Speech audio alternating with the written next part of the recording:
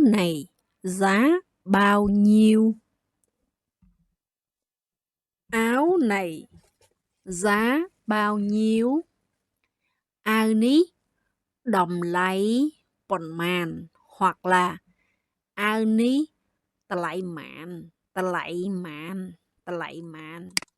Áo ní đồng lấy bồn màn hoặc là áo ní tà lạy màn. Cho tôi xem cái áo. Cho tôi xem cái áo.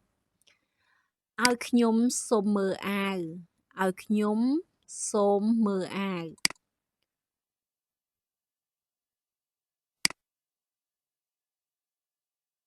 Áo này mặc đẹp không?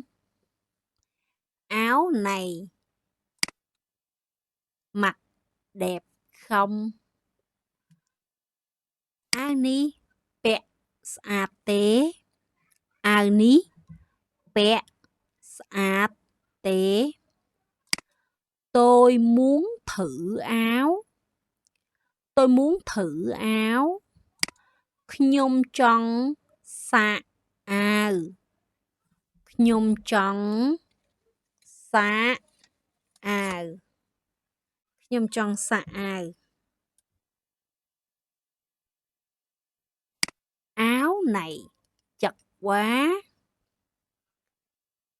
Áo này chật quá.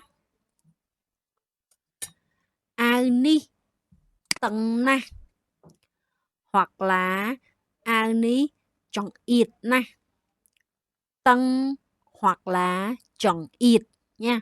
Áo ní chọn ít na. Áo này rộng quá. Áo này rộng quá. Áo ní rồi lùng na. Áo ní rồi lùng na. Có màu khác không? Có màu khác không? Miên bò sền tế. Miên bò sền tế. Áo này làm bằng gì? Áo này làm bằng gì? Hoặc là rư có dân phở thà áo này làm bằng cái gì á? Cái gì ba người kia ná. Làm bằng gì tới vì hiện claim tiết dân tham cái gì tới. Áo này làm bằng cái gì? Áo ní thơ bìa vầy. Hoặc là áo ní thơ bì ấy. Áo ní chứ không phải là áo nha.